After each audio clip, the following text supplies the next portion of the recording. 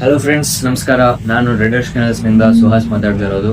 So last ವಿಡಿಯೋದಲ್ಲಿ ನಾನು ನಿಮ್ಮೆಲ್ಲರಿಗೂ ಹೇಳಿದ್ದೆ ಪಪ್ಪೀಸ್ಗೆ ಯಾವ ಏಜ್ ಅಲ್ಲಿ ಟ್ರೈನಿಂಗ್ ಸ್ಟಾರ್ಟ್ ಮಾಡ್ಬೋದು ಮತ್ತೆ ಏನ್ ಟ್ರೈನಿಂಗ್ ಸ್ಟಾರ್ಟ್ ಮಾಡ್ಬೋದು ಅಂತ. ಇನ್ ಜನರಲ್ ಟ್ರೈನಿಂಗ್ ನ 8 ವೀಕ್ಸ್ ಇಂದ ಸ್ಟಾರ್ಟ್ ಮಾಡ್ತಾರೆ. So basic trainings, just basic to basic, like sit, stand, shake and high five, ಆ ತರ ಸಣ್ಣ ಪುಟ್ಟ ಟ್ರೈನಿಂಗ್ಸ್ ನ ಸ್ಟಾರ್ಟ್ ಮಾಡ್ತಾರೆ. ಈ ಟ್ರೈನಿಂಗ್ ಸ್ಟಾರ್ಟಿಂಗ್ ಮಾಡಿದಾಗ ನೀವು ಜಾಸ್ತಿ ಇಂಟರ್ವಲ್ಸ್ ತಗೋಬಾರ್ದು. Just 5 to 10 minutes training sessions ಇಟ್ಕೊಳ್ಳಿ. But per day 4 to 5 times, ಈಗ ಬೆಳಗ್ಗೆ, ಮಧ್ಯಾಹ್ನ, ಸಂಜೆ, ರಾತ್ರಿ ಆ ತರ ಟ್ರೈನಿಂಗ್ಸ್ ನ ನೀವು ಮಾಡ್ಕೊಳ್ಳಿ. ಜಸ್ಟ್ 5 to 10 minutes ಮಾತ್ರ ನೀವು ಟ್ರೈನಿಂಗ್ ಮಾಡ್ಬೋದು.